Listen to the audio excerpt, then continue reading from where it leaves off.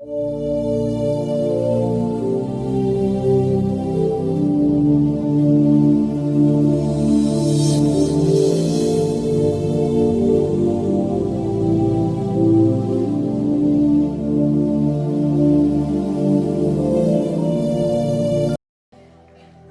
première des choses qu'il faut savoir comme caractéristique de la terre, première des choses essentielles à savoir, mes frères et sœurs, c'est que la terre est un mystère. La terre est plus que ce qu'on pense. La terre est au-delà de ce que l'on pense en termes de commander à la terre. La terre enregistre, a une mémoire. Toutes ces choses sont fortes, sont vraies. Mais ce que je vous dis est la plus importante et la plus cruciale. La terre est un mystère. Je dis bien, la terre est un mystère. Dis avec moi, la terre est un mystère. Rappelez-vous, Dieu a amassé les eaux dans certaines régions. Il a ordonné au sec de paraître, ou bien qu'on appelle aussi la terre. Il y a eu ainsi la terre ferme qu'on appelle le sol ou le sec. Et de l'autre côté, il y a eu des amas d'eau qu'on appelle aujourd'hui généralement les mers ou les océans. Quelqu'un est avec moi? Mais n'oubliez pas que la terre ou le sec sort de l'eau. Dis avec moi, l'eau et la terre. Quand Dieu a commencé l'œuvre de la création, Dieu a parlé à deux entités particulières.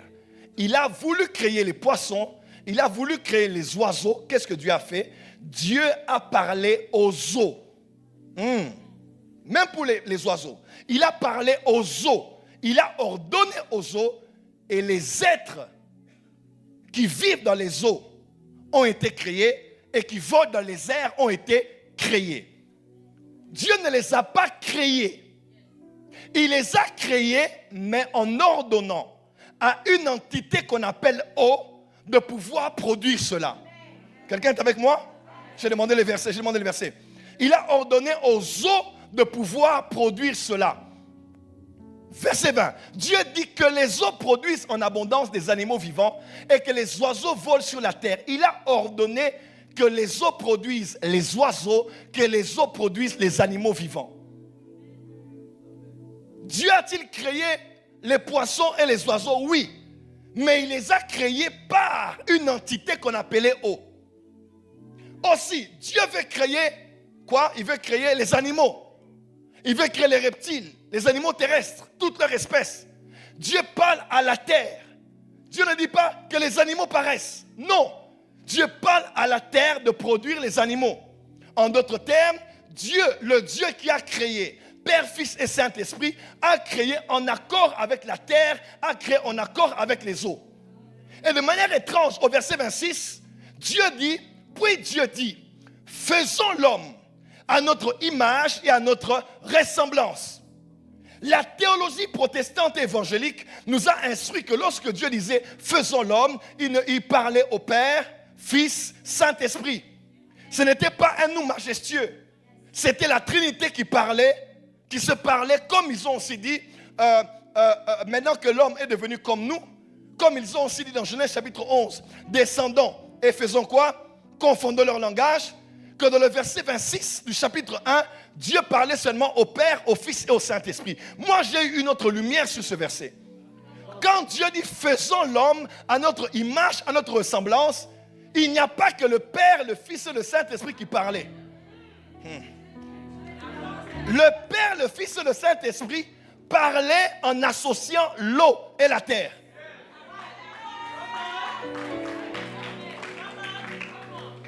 C'est logique, il dit « puis Dieu dit, faisons l'homme ».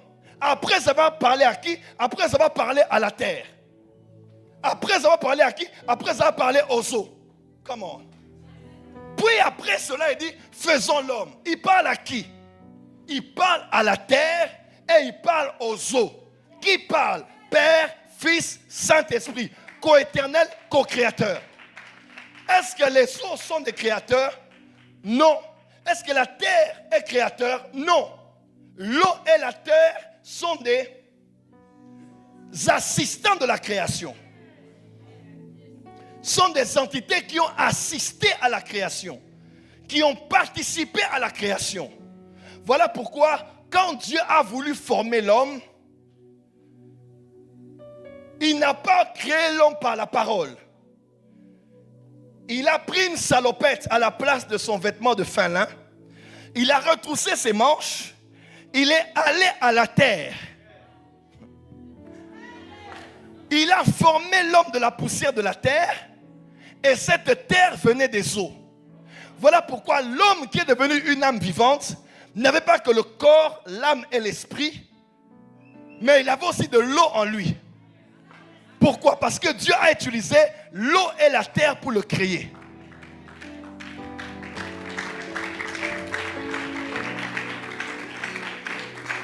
Aïe, aïe, aïe, aïe, aïe, aïe, aïe. Dieu a créé avec la terre et avec l'eau. Il parlait aux eaux et à la terre. Et il a finalement parlé à l'une et à l'autre. Venez, on va maintenant faire l'homme. Voilà pourquoi l'homme est à l'image de l'eau. L'homme est aussi à l'image de la terre. Tu es poussière, tu retourneras à la poussière. L'homme a plus de 50% d'eau dans son corps, sans lequel il ne peut pas vivre. Sans laquelle il ne peut pas vivre.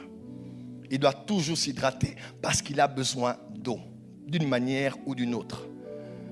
L'eau n'est pas Dieu, la terre n'est pas une divinité, mais ce sont deux entités principales que Dieu a utilisées lors de la création afin de participer avec lui à la création de ce qui existe, mais aussi à la création de l'être humain. Voilà pourquoi il n'a pas parlé pour dire que le corps soit formé. Il a pris la terre pour que la terre participe à la création de la formation de cet homme qui allait être terre et eau. Qui allait être terre et eau. Qui allait être terre et eau. Dans Jean chapitre 9, Jésus passe avec les apôtres. Il voit un homme qui était aveugle de naissance. Il est né, mais il n'a pas Dieu. Excusez-moi, il n'a pas de vue. Il ne peut pas voir. Parce qu'il est aveugle de naissance. Quel âge il avait, je ne sais pas. Les apôtres se posent la question de savoir, mais est-ce que c'est lui qui a péché ou bien ses parents qui ont commis ce péché? Jésus dit non. Et quand il continue à parler, qu'est-ce que Jésus fait? Jésus regarde la terre. Parce que Jésus est le créateur qui était au commencement. Jésus a dit, puisque cet homme ne peut voir, il faut que je mette des yeux. Que je mette des yeux dans ce corps.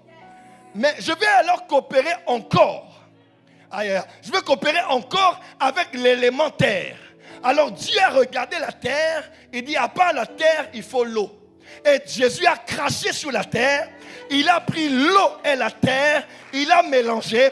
Il a mis dans les yeux de cet homme. Il a dit, va te laver dans le réservoir qu'on appelle Siloé, qui veut dire envoyé. Et lorsque cet homme a lavé les yeux, cet homme a commencé à voir. Parce que le Créateur était encore revenu comme dans Genèse, afin de restaurer le corps humain de l'homme en utilisant encore l'eau et la terre. Ça, c'est pas, la Bible n'est pas un livre de lecture.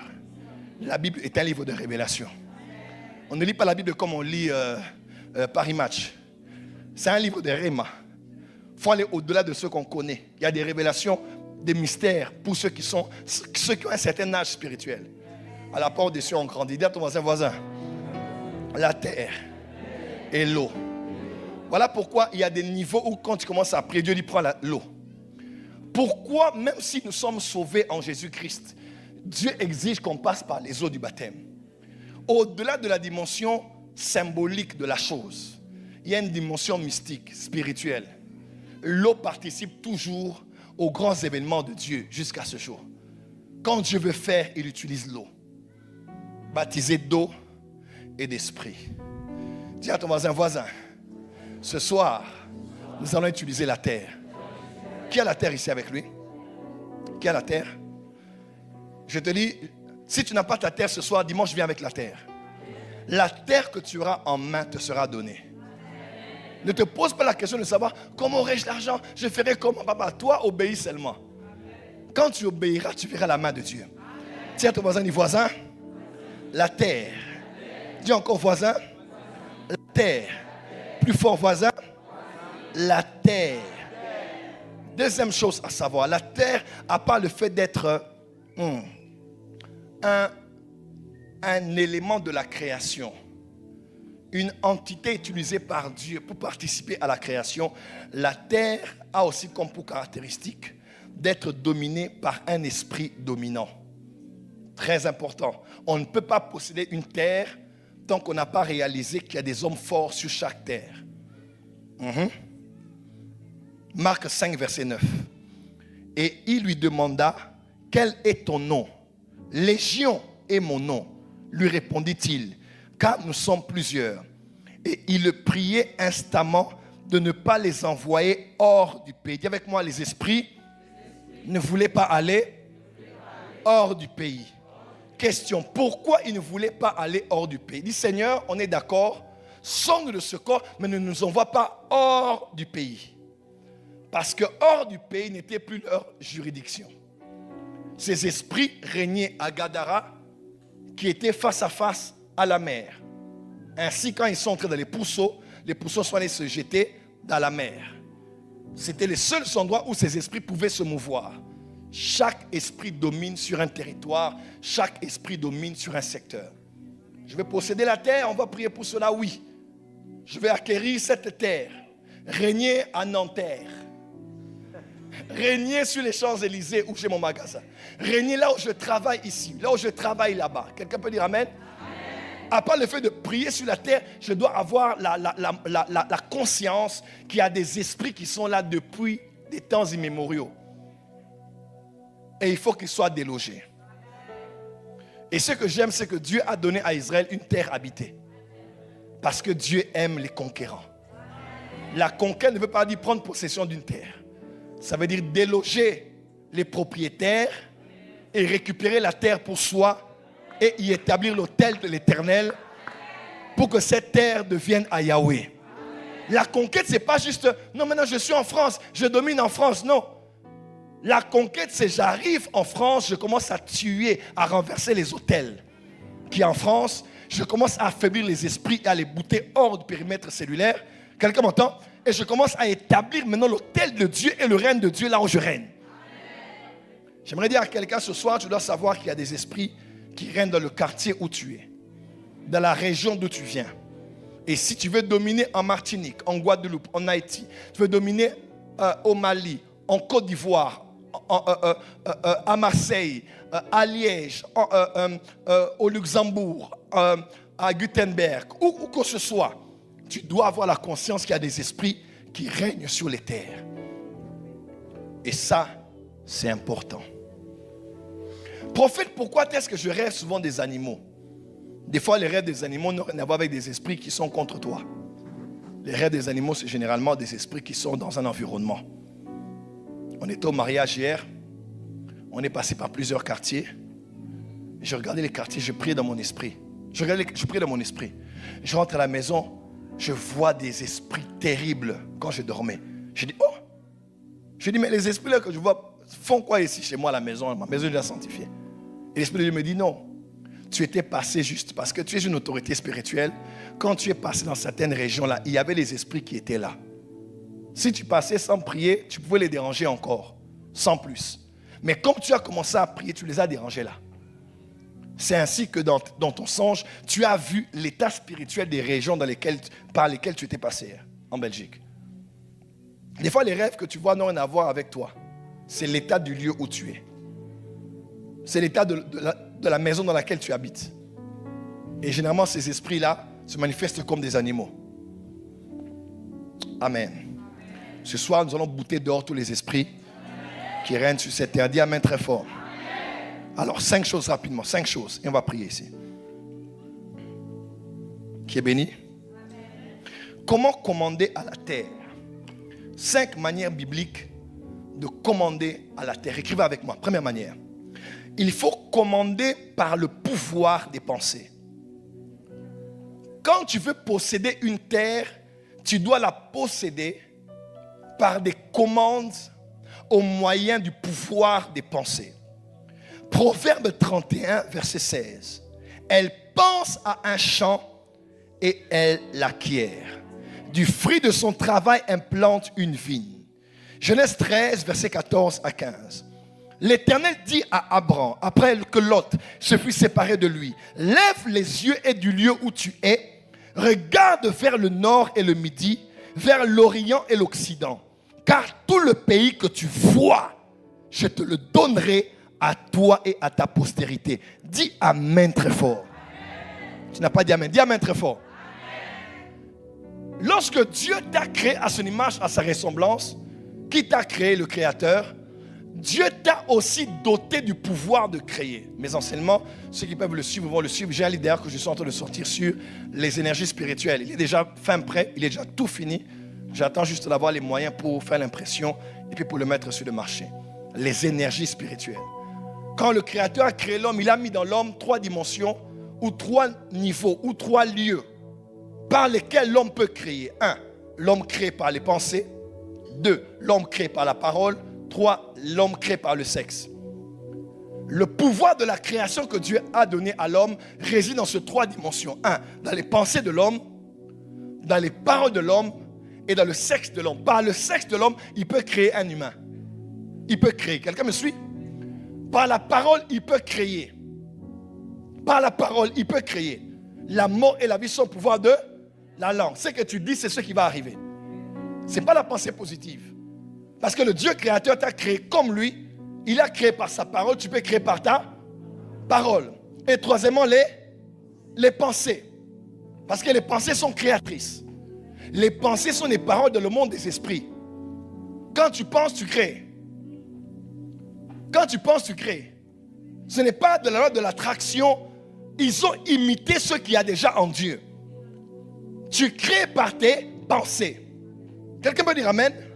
Lorsque Dieu t'amène sur une terre, tu dois commencer à regarder la terre avec des pensées d'un créateur. Dieu dit à Abraham, quand il s'est séparé de l'autre, il dit, Abraham, lève les yeux, regarde.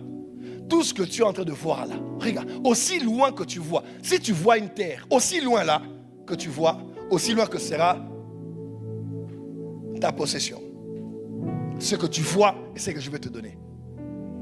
Quand tu vois, tu regardes tout ça, tu dis, ça c'est à moi. Je vais te le donner. Il n'a pas demandé à Abraham de prier. Il n'a pas demandé à Abraham de faire une offrande. Il dit, lève les yeux, regarde. Tout ce que tu peux voir, tu peux l'avoir. Tout ce que tu peux voir, tu peux l'avoir. Quand tu vis en France et que tu es dans le taxi, dans le métro, tu descends, tu marches, quand tu vois tout ce que tu vois, tu te dis quoi? Une terre ne peut pas t'être donnée parce que tu as prié seulement. Mais tout marche d'abord avec l'alignement que tu as avec les pensées. Écoutez-moi, la France est une bonne terre. La France est une terre de faveur. La France est une terre favorable. Oh, c'est difficile, mais avec PayPal, ils vont bloquer. Avec Revolut, ils vont bloquer. Avec ceci, avec cela. Non, je dois quitter la France, je dois aller ailleurs. Pendant que tu pries de quitter, il y a des gens qui sont en train de venir. Parce que quand toi, tu vois des problèmes, nous, tu vois des solutions. Je connais des gens qui sont devenus riches ici. Millionnaires ici, milliardaires ici. Des rappeurs avec des streamings seulement sont millionnaires ici. Maintenant, toi, tu dis, oh, avec Dieu, je n'ai plus d'inspiration. Dis à ton voisin, qu'est-ce que tu penses de cette terre? On dit, elle pense à un champ, elle acquiert. La terre lui est donnée parce qu'elle pense à elle. Elle pense à lui. Dis à ton voisin, qu'est-ce que tu penses de cette terre? En tant qu'homme spirituel, j'ai appris, tout commence d'abord en alignement avec ce qu'on a à l'intérieur. Quelqu'un peut être là, je possède la terre, mais dedans tu doutes. Je possède la terre, mais j'ai déjà prévu de déménager le mois prochain. Tant que ce qu'il y a à l'intérieur n'est pas en alignement avec ce qu'il y a à l'extérieur, tu n'auras pas. On dit, si quelqu'un dit à la montagne de quitter ici pour aller là-bas, et si dans son cœur il ne doute pas. Donc tu peux dire des choses, mais si ce que tu dis n'est pas en accord avec ce que tu as à l'intérieur, tu ne verras rien. Tout commence à l'intérieur. Vous savez, quelques mois que je suis en France, 3-4 ans maintenant que je vis en France, je suis là. Je vois que cette terre est une terre d'énormes opportunités. Ici, on va faire quelque chose qui n'a jamais été fait. Ici, tu auras les millions que tu penses avoir. Tu les auras ici. Ton amen n'est pas arrivé ici pour moi. Dis à ton voisin, tout commence là. Tout commence? Tout commence? Et là. Dis à ton voisin, ça commence là. Et là. Deuxièmement, Comment on commande la terre? On commande la terre en alignant ses pensées sur ce que tu crois que Dieu t'a donné. Sur ce que tu crois avoir reçu de Dieu. Sur l'image que tu as de ce que cette terre peut devenir comme un grand architecte. Sur l'image que tu as de ce que tu feras sur cette terre avant que tu ne l'aies déjà possédée. À l'intérieur. Deuxièmement, par les paroles. Écoute avec moi dans Nombre 13, versets 31 à 33. Mais les hommes qui étaient allés avec lui dirent: nous ne pouvons pas monter contre ce peuple, car il est trop fort que nous. Et ils décrièrent devant les enfants d'Israël le pays qu'ils avaient exploré, et ils dirent: le pays que nous avons parcouru pour l'explorer est un pays qui dévore ses habitants. Tout ce que nous avons vu sont des hommes d'une haute taille, et nous y avons vu les géants, enfants d'Anak, de la race des géants, les taxes, les impôts. Nous étions à nos yeux et à leurs yeux comme des sauterelles. Chapitre suivant, verset 1, 14.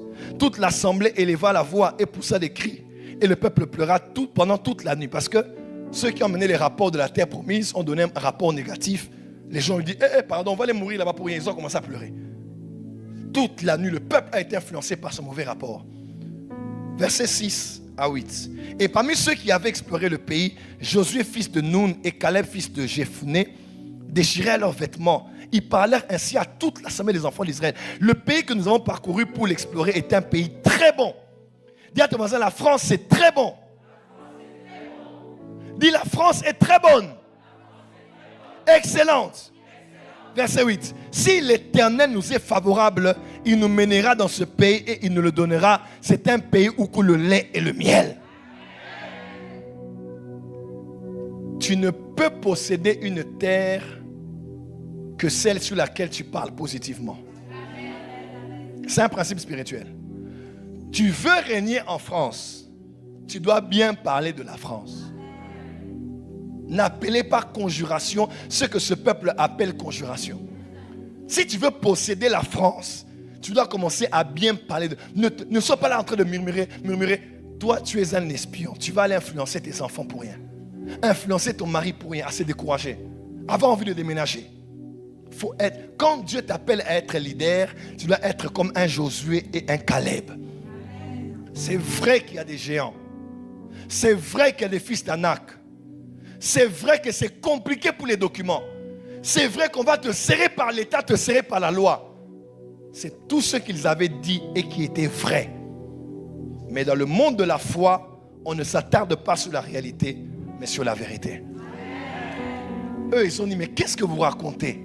Le pays est très bon. N'avait-il pas vu les fils d'Anak? Oui.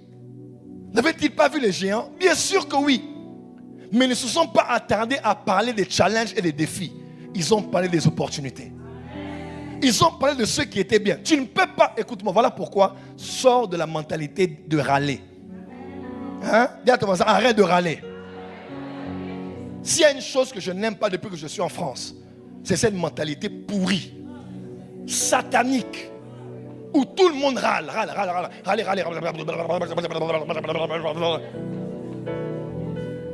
Quelqu'un m'a dit: c'est quand on sort de la France qu'on réalise que même si on se plaint de la France a beaucoup d'avantages. C'est la vérité. Beaucoup te diront: mais quand on entre ici, on n'est jamais satisfait. On se plaint de tout. Allez voir au Parlement comment ça se passe. On se plaint de tout, on fait des sittings, des marches. C'est la démocratie, oui. Mais quand on est du royaume, on a une autre mentalité. Dieu ne marche pas avec les larmes et les murmures. Dieu marche avec la foi et la parole de foi et l'esprit de foi. Dis à ton voisin: arrête de râler. Et c'est vraiment un esprit. Hein. Écoute, c'est même pas ton caractère, c'est un esprit. Il y a un esprit dans l'atmosphère ici. Quand tu entres ici, même si on te donne le pain, tu vas râler: pourquoi il n'y a pas de beurre? On te donne le beurre, pourquoi il n'y a pas de fromage? On donne ce fromage, on avait dit sur Google qu'il est mauvais. Et il va créer le problème de foi. Il faut un autre type de fromage. Donc on se plaint, on n'est jamais satisfait de ce que l'on a. Alors on veut vivre dans un paradis ou comment? Dis à ton voisin: arrête de râler. Bénis la France. Bénis Paris. Bénis ta maison. Bénis ton église. C'est quand tu bénis une terre que tu mangeras le meilleur produit de cette terre. Dis à ton voisin, la France est excellente. Si c'est ton pays, déclare ton pays. Dis, la France est excellente. Dis, la France est excellente. Le séjour du pays est très bon. Il y a du lait et du miel ici. Il y a des millions et des milliards ici. Dis amen très fort. Quelqu'un m'entend? Tout commence par les pensées. Tu es sur une terre, commence à aligner. Écoute-moi, le monde spirituel, ce n'est pas un monde de parler. Tant que tu es là et que tes pensées ne sont pas alignées sur ce que tu veux sur une terre, tu ne l'auras pas. Moi, je ne suis pas venu ici pour une église de plus. Je suis venu pour to take over. Oui. Je suis venu pour qu'on puisse bouleverser la France. Je n'ai pas encore commencé. Dis amen bien. Quand tu vois un gros avion qui est encore sur le tarmac, est en train de faire le taxi, ne regarde pas la voiture et puis tu te dis, bon, l'avion, puis tu dis, bon, il ne fait que faire ce va-et-vient là. Ne te manque pas de mon va-et-vient. Je cherche juste le bon moment pour bien me positionner. Quand on va décoller, vous saurez que notre place n'est pas sur la terre. Notre place est sur les hauteurs. On peut aller à des altitudes extraordinaires, à une vitesse inimaginable. Béni soient ceux qui t'ont rejoint dans ton avion. Heureusement, ils savent que ta place n'est pas ici. Les visionnaires savent qu'on est juste en train de préparer le terrain. La porte des cieux n'a que 3 ans. Mais je vous dis que le taxi est en train de se terminer. On se positionne maintenant pour décoller. Dis à ton voisin, on va décoller. On va décoller. Quel est ton langage sur ton église?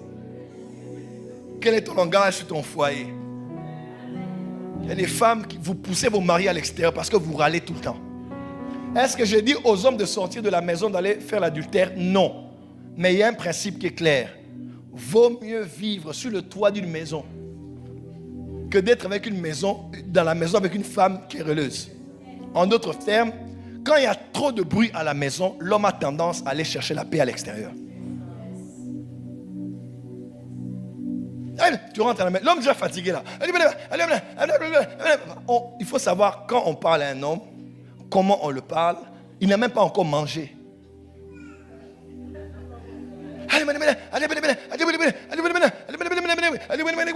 Calme-toi, il faut éteindre la radio.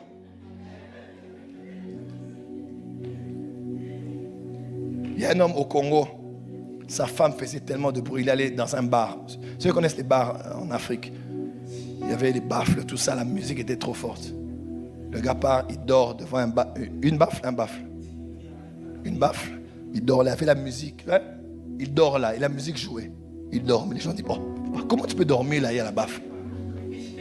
Tu vois, tes tympans vont être détruits. Il dit, non, laisse-moi dormir. Papa, tu auras mal. Il dit, papa, laisse tomber. Le bruit qui est ici, il est moins fort que le bruit qui est à la maison. Il faut parler sur la maison. Ma maison est une maison de paix.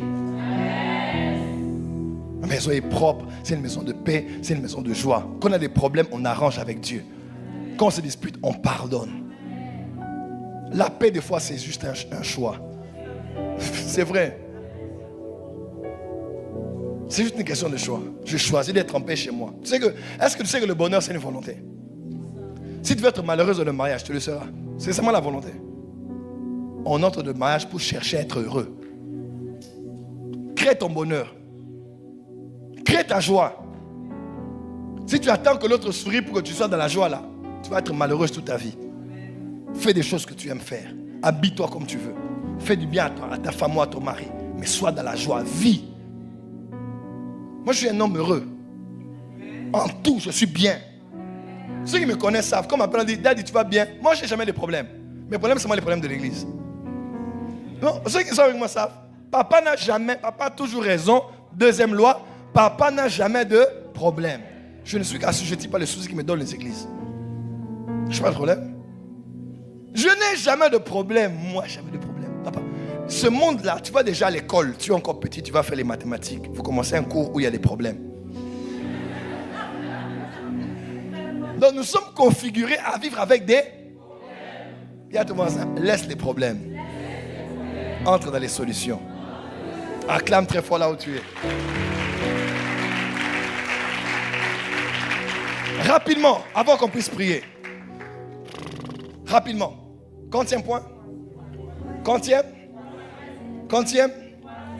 Troisième.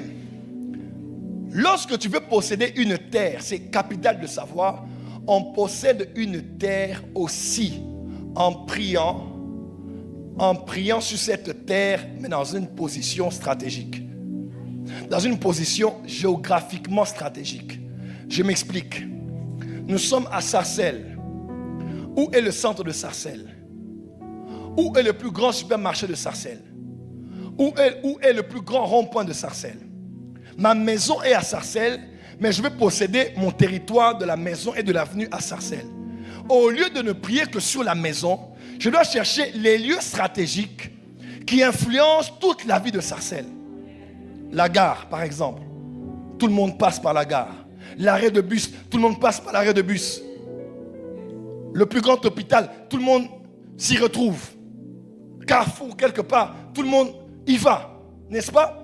Je vais quelque part où les pieds des hommes passent généralement. Là où la majorité des hommes passent par là. Le centre de convergence là. Parce que là où les hommes s'assemblent, il y a toujours des choses spirituellement qui se passent là. Si c'est un marché, je vais au marché. Je prends la terre du marché. Puisque je veux posséder Sarcelles, je prends la terre du lieu qui a été piétinée par la majorité de ceux qui vivent à Sarcelles. Quelqu'un me comprend? Parce que ce lieu est géographiquement stratégique. Ça peut être un rond-point, ça peut être une gare, ça peut être devant un hôpital, ça peut être sur une avenue principale que tout le monde emprunte, n'est-ce pas? Mais quelque part qui est un lieu de convergence. Je prends cette terre-là. Si je possède le lieu de convergence, je possède toute la terre. Quelqu'un me suit? C'est comme ça que dans le combat spirituel, quand on veut faire la délivrance des villes, on va prier dans les centres énergétiques. Dans des lieux où convergent la plupart des énergies. Le palais du peuple, qu'on appelle le Parlement, n'est-ce pas? Le Parlement, l'hôpital, la présidence. Je prends la terre qui est là et je commence à parler selon l'orientation prophétique que je reçois. Quantième point? Quatrième point. Dans Osée, il est écrit: la terre exaucera l'huile. La terre répondra à l'huile. Frère, il y a un mystère entre l'huile et la terre. Quand Jacob a quitté, dans Genèse chapitre 28, il a pris l'huile, il a pris une pierre, il a versé de l'huile sur cette terre-là. Il a fait un vœu à Dieu. Il a dit à Dieu: je pars, si tu es avec moi, je reviens, je donnerai la dîme de tout ce que j'ai emmené. Il a versé de l'huile sur un roc qu'il y avait sur la terre. Qui a sa bouteille d'huile ici? L'huile ne sauve pas, ne guérit pas, ne protège pas, ne sanctifie pas. Mais l'huile est l'un des éléments majeurs qu'on utilise lorsqu'on veut mettre à part un élément ou un lieu.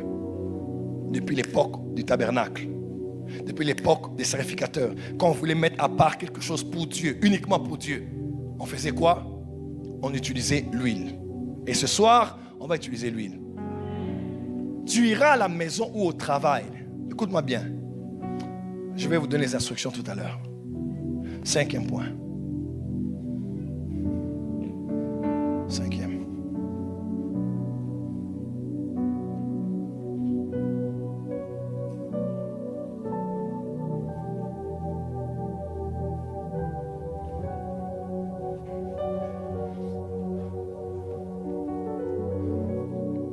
Le père du réveil en RDC, au Congo d'où je viens, est le fils spirituel d'un homme qu'on appelle Dr. T.L. Osborne.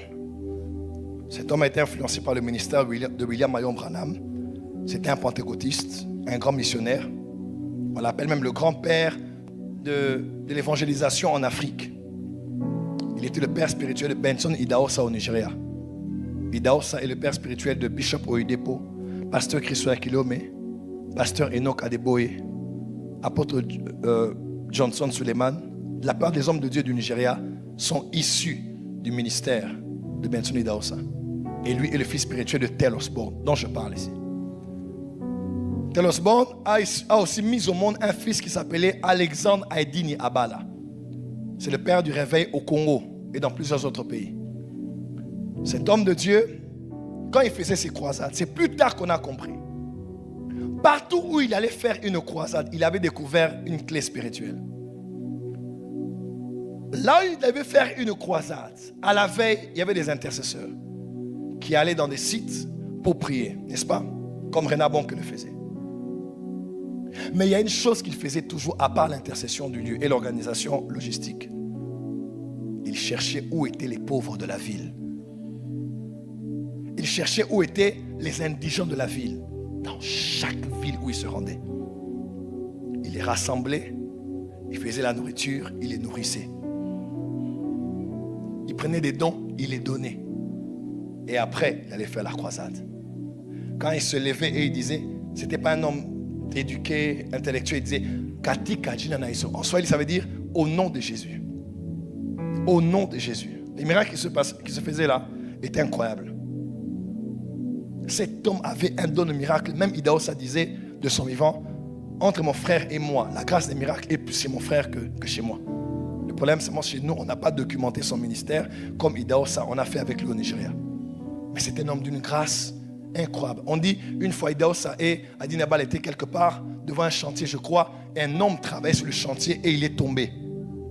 Alors qu'il tombait, Idaosa même a paniqué. Aidini Abala a levé la main. Il a dit au nom de Jésus et il a commencé à faire descendre cet homme avec sa main comme ça. Et l'homme descendait jusqu'à terre. Il a fait atterrir. L'homme tombait, il a mis la main comme ça, il a commencé à le faire descendre calmement. Il est descendu sans mourir. Mais comme homme spirituel, il savait qu'il y a les portes, il y a des portes dans les villes. Écoutez-moi. Chez nous au Congo, permettez-moi de parler encore, ce sont des exemples que je connais mieux. À l'époque du maréchal Mobutu, même jusqu'à ce jour, les renseignements du pays ont divers types d'agents. Il y a des agents visibles. Bon, ils sont tous invisibles déjà. Mais à ceux que l'on peut connaître, n'est-ce pas? C'est à la famille là, il y a un agent de renseignement. Mais il y a des agents qu'on ne connaît pas. Généralement, c'est les pauvres. C'est les enfants de la rue. Parce qu'ils connaissent tous les mouvements des hommes politiques. Ils connaissent tout le monde. Parce que eux, ils connaissent les mystères de la ville. Ils savent ce qui s'y passe. Parce qu'ils sont là le jour et la nuit. Dans la spiritualité, vous devez savoir ceci. Quand Dieu veut vous donner une terre, vous devez découvrir les indigents qu'il y a sur la terre. La première chose que j'ai faite lors de ma première action ici en France, vous savez c'est quoi? J'ai pris beaucoup de billets, beaucoup de pièces. J'ai pas pris les billets, j'ai pris beaucoup de pièces. J'ai commencé à faire des tours. Une fois, j'étais avec maman à la maison, je lui ai dit bon, je fais une prière. Elle m'a dit qu'est-ce qui se passe? On a comme un sac de pièces. Je lui ai dit le sac là peut peser même 10 kilos. J'ai pris le sac dans un cartable, sac à dos. Et je priais. Là, on était du côté de... On était au 11e. Du côté de... j'ai oublié le nom. J'ai oublié le nom. C'est un lieu un peu connu comme ça. Hein? J'ai oublié. C'est pas grave.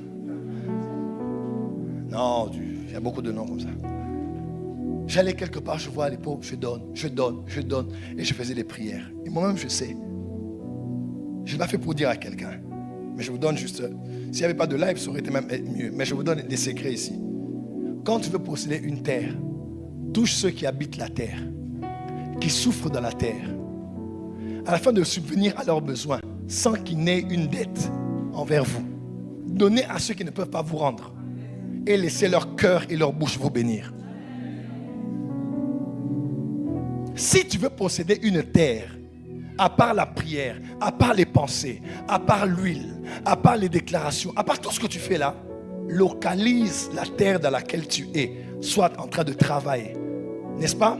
Soit tu travailles, soit tu y habites, soit tu veux posséder une terre que tu veux acheter. On a la terre déjà de notre église là. Donnez-moi la terre. Tu ne sais pas d'où vient cette terre, c'est pas grave. Nous en avons acheté là. Tu n'as pas acclamé.